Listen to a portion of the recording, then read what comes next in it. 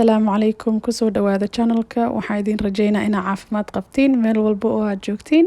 Maanta waxaan rabaa inaan idin soo daayo in yaroo dhiirigelin ah hooyooyinka ku saabsan normally ciyaalka ka hadalnaa iyo caruurta sida aan kori lahayn iyo waxbarashada caruurta, laakiin today waxaan rabnaa inaan ka hadalno about hooyada sida isku diyaarinaysa ramadaanka. Inta ugu horeyso insha Allah waa inaan Ilaahay weydiisano inuu Ilaahay bil Ramadaan na gaarsiiyo nagu nabad yeelo noo dhammaystiro sanadyo badan oo soo socdan in Ilaahay noo fududeeyo inaan Ramadaan gaarno oo aan soonno.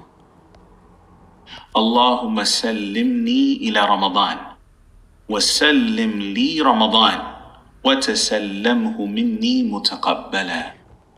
آمين يا الله. waxaan rabaa inaan idin soo xasuusiyo horta sanadyadii la soo dhaafay ramadaankeeda ama sanadka hore ramadaankiisi ma wada soontay wax ma lagu leeyahay ramadaankii wax ma kaaga dhiman because waxaa fiican inaad soontid intaan ramadaanka kugu bilaabanin maalmihii hore kusoo dhaafay insha Allah inaa catch up samaysid wax ka maqnaa insha Allah. Diyaar rabtid waxaa jira apps badan oo la download gareysto oo lagu qorto let's say maalmahaadan soomeynin iyo maalmihii aadan soomi karin because caadada kugu dhacday ama baby aa dhashay ama ma soomi kartid daahir ma tihid, so maalmahaas appka ku qoranaysaa si uu sanadka dambe kuu soo xasuusiyo intaan ramadaanka la gaarin haddana inaa maalmahaas soontid.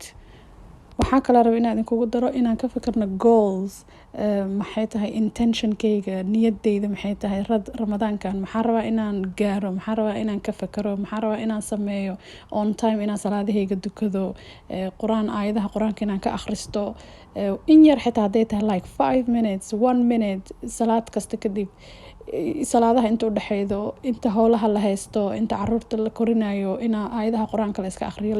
goalska aad samaysanaysid waa inaa ku dartid waqtiga aad u haysatid inaa samaysatid, so haddii aad rabtid inaa wax sameydid waa inaa u haysid time, so timekaaga planning ku sameey, noloshaada fiiri waqtigee wax samaysan kartaa. subaxii maar aad ku akhrisanaysa aayadaha quraanka, habeenkii ma akhrisanay ciyaalka markaa iska seexisid in between ma sameynay markay iskuulka ku maqan yihiin ama haddaa homeschool samaysid waxaa sameynay markii ay like ka jiifaan ama ay cayaarayaan, like you need to have a plan inaa haysatid waay, otherwise ma sameynaysid wixii. so goal kasto plan inaa u sameydid waay insha Allah.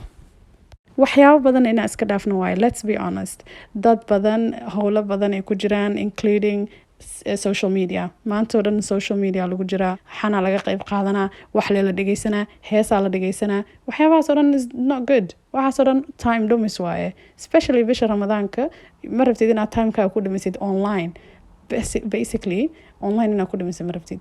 insha Allah waxaan rajeynaynaa inaan waqtigeena si fiican u isticmaalno, ducooyin badan duceysano, salaadaheena wada dukano on time, quraankeena akhrisano, awlaadeena aan u noqono good examples, like ilmaha markay ku arkaan adiga inaad tahay qof oo diinteeda ku fiican insha Allah ayagana way ka daba sameynayaan.